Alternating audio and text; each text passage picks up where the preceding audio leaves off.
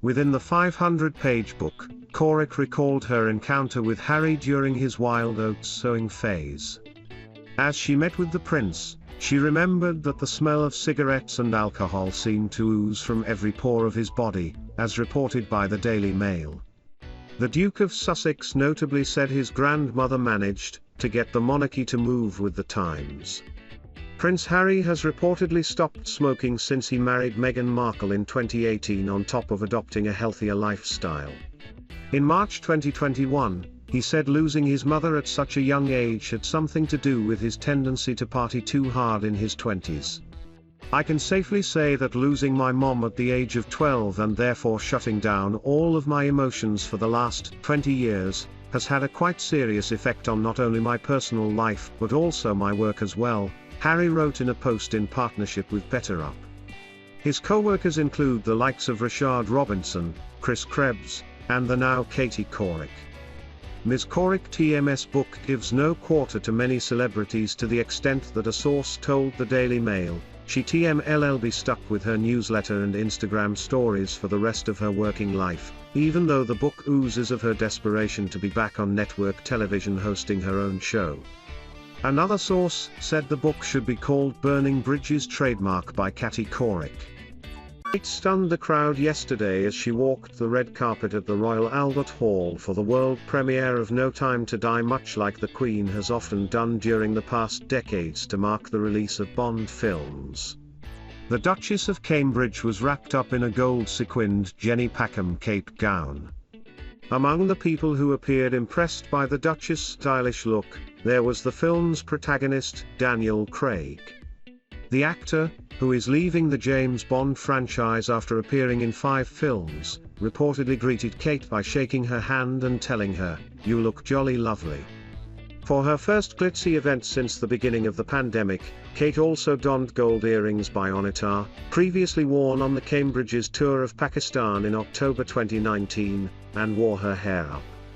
Kate met a number of other A-listers during the Bond premiere at the Royal Albert Hall yesterday, including Rami Malek, Lee Sado, and Lashana Lynch.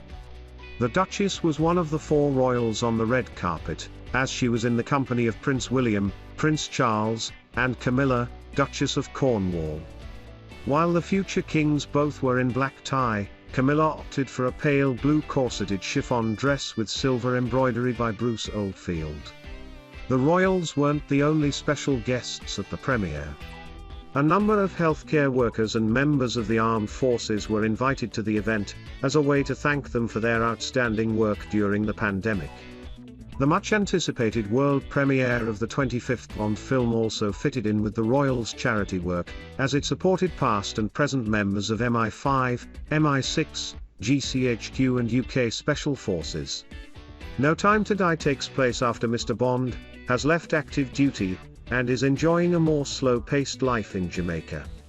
However, he is dragged back into action by his friend and CIA worker Felix Leiter, played by Jeffrey Wright.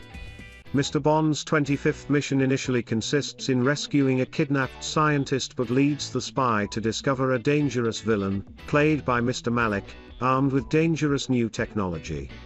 The royals aren't new to gracing the red carpets of Bond premieres. Kate, Prince William and Harry walked the red carpet of Spectre, the 24th Bond film.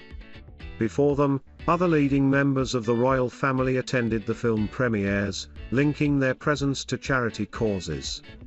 In 1987, Princess Diana and Prince Charles headed to Leicester Square in London for the premiere of The Living Daylights. The late Princess of Wales was portrayed chatting with Timothy Dalton, who portrayed Agent 007 in that film. On that occasion, funds were raised through the sales of tickets to benefit the Prince's Trust. Queen Elizabeth II, 95, also walked down the red carpet for a Bond film. In 1967 she met Sean Connery and his wife Diane Salento at the premiere of You Only Live Twice. In 2002, the monarch walked down the red carpet of the Royal Albert Hall for the launch of Die Another Day.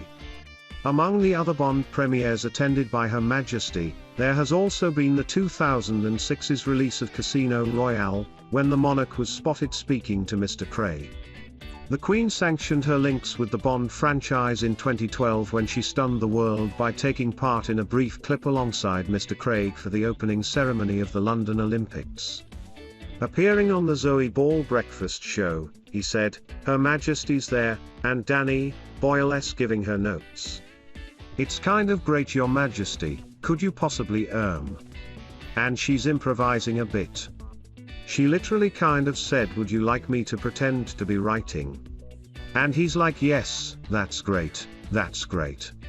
So she sort of acted a bit. That was all her own stuff. It was amazing. She was great, calmer than me.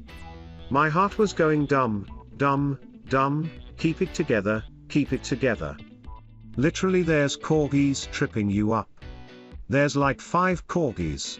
Prince Harry and his wife, Meghan Markle, have just returned home to California after a jam-packed trip to New York, their first public appearance since their daughter was born. But while the couple were keen to talk about their valuable causes, royal fans couldn't help but ask how the couple's children are getting on. Archie, 2, and Lilibet Diana, 3 months, are believed to have stayed at home in California while Mum and Dad headed to the Big Apple for work. While no pictures of Lilibet have been released, one royal fan couldn't resist asking Meghan about her, and her answer said it all. As they walked between engagements on Saturday, a fan asked Meghan, "How TMS Lilibet?" To which she replied, "She TMS beautiful." Despite this sweet tidbit about little Lily, the couple weren't too keen to talk about family life, opting to focus on more global matters. During their visit, the Duke and Duchess of Sussex visited the UN headquarters to speak with Deputy Secretary General Amina Mohammed. Ms. Mohammed said they discussed how to engage on issues we care about deeply, such as vaccine equity, climate action, the economic empowerment of women, youth engagement and mental well-being. Afterwards, Meghan said, "It was a lovely meeting." The trio met ahead of their scheduled appearances at the Global Citizen Concert in Central Park later on Saturday. The star-studded, 24-hour event aimed to encourage climate action and urge wealthier countries to share 1 billion doses of COVID-19 vaccines with other nations. Speaking at the event, Harry said, "Are you ready to do what TMS necessary to end this pandemic?" He also called for coronavirus jabs to be distributed to everyone everywhere. He then handed the microphone to Meghan, who said, "Hi everybody. It is so good to be back here with all of you. We know that it feels like this pandemic has been going on forever. We get it. It TMS been a lot, and some people are just over it. But if everyone is over it, it TMS never going to be over with. There TMS so much we can do today that can get us closer to ending this pandemic, and that TMS why we TM all here." The pair went on to praise the most brilliant scientists, researchers, frontline workers and selfless public health leaders for their work throughout the pandemic. Meghan has been involved with the UN Women's Agency for several years, acting as an advocate for political participation and leadership. Earlier in the week, the royals visited New York's memorial for the 9/11 attacks on the World Trade Center, with New York City Mayor Bill de Blasio and the state's governor, Kathy Hochul, joining them. The Duke and Duchess of Sussex were among those chosen as Time magazine's 100 most influential people last week. Last year, the couple stepped down from royal duties, moving to California, and launching their Hochul Foundation.